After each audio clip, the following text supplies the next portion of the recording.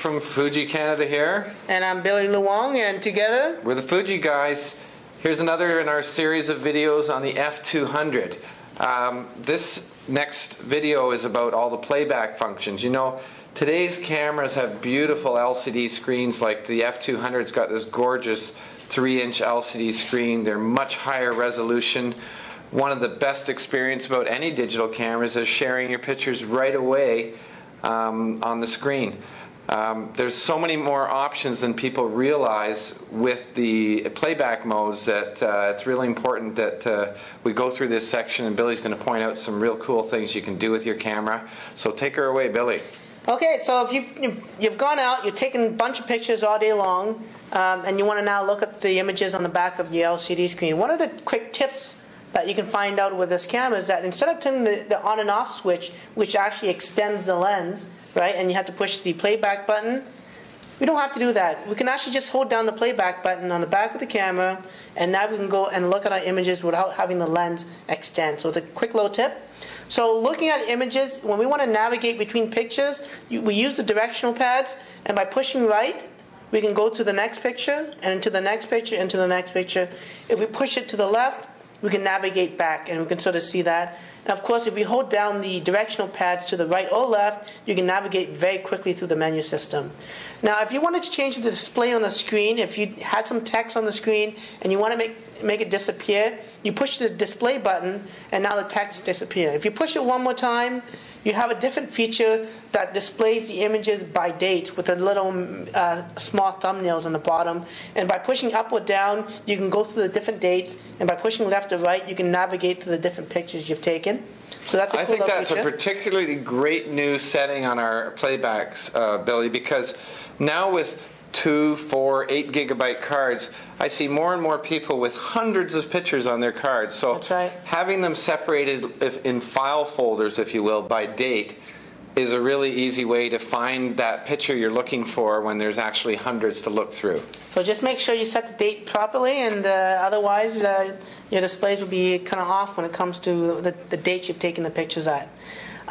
Another way to change the display of the dates as well is the multi-frame display. And by using the zoom rocker, so we can push that out and zoom out, you'll notice that the screen changes so that we can see two thumbnails of the image and two small thumbnails of the next image that's going to the right and to the left.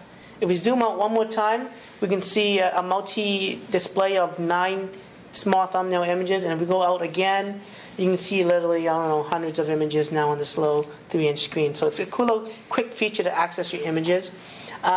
With images, of course, and you're taking a lot of pictures with digital cameras, if you want to quickly delete an image, on the back of the camera there's a green trash can icon, which is basically the directional pad pushing upwards. So if you push that, you can access that image and quickly delete that. And again, I'm just going to confirm by pushing to the left, and I'm pushing OK, the menu OK button, and it deletes that image that I have on my screen. Okay.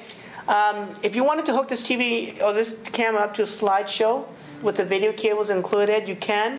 You can push the F button on the back of the camera, and it gives you access to that slideshow feature. And in the slideshow option, you can do things like fade in. There's also multiple image displays. There's also a cool little fade in with a face detection feature on. So if it does detect some faces in the pictures, it'll look at the full picture, it'll then zoom in to a face, and then I'll go to the next picture, and if there's more faces, it zooms in on each face. So again, a quick little slideshow feature that's found with the F button in the playback mode. Yeah, and Billy, I've discovered, because of the 3-inch LCD screen, you know, you used to almost always have to hook it up to the TV to give a slideshow. There's been a few times now where I've set up a slideshow and I've handed it to, say, like my mother to look at the pictures, and they all transition in a beautiful way, and she doesn't have to press any buttons. So the slideshow mode can be used just on its own with the camera too now. That's a good point, and it's a nice little feature too, just in case, you know, you have someone that doesn't know a lot about digital cameras. They couldn't push it. They can't accidentally delete an image if you have it on a slideshow mode, and you pass it to them. So a quick mode as well. Like my mother. Now, again, going back to the F button, of course, you know, you have the slideshow feature. There's also this feature called the print order, DPOF, which is a digital print order format. There should be a system where you can set up the pictures that you want to go print it with. So you can select multiple images and select multiple copies of those images, take it to a photo lab, give the card to them, and without you telling them anything, they can stick it in the machine and it'll print exactly what you asked for. It's a feature that sort of, I would say, it's not 100% universal, so if you're going to use the DPOF function, the Fuji guy's advice is to ask the person who's printing it first if they can read the DPOF tagging on the files. Right. So that's the safest thing to say there. I would recommend, even before this though, just to download your images, put them on a CD, and then bring them to the lab and choose the pictures you want to print. Or order online through their website, sure. Okay, if you want to get closer to the picture, you've taken the shot and you want to make sure that the focusing is correct and what you're looking at is what you want to see. You can zoom in on the image by using the little zoom button on the top. By zooming in and turning it, you can get closer. By using the directional pad on the back of the camera, you can pan up and down the screen. And then just, if you wanted to go back, you just push the display button, and now you're back and you can see the full screen again.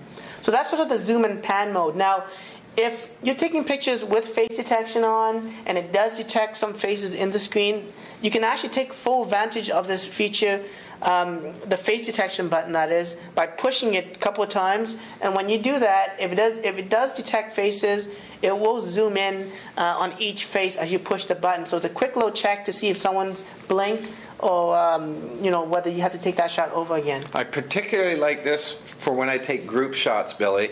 If I take a group shot and I can quickly hit the face detection button, it brings the people's faces up closer to me. So again, as you mentioned, if someone's got their eyes closed or they're not smiling or something's going wrong, you know right away that you want to take another picture.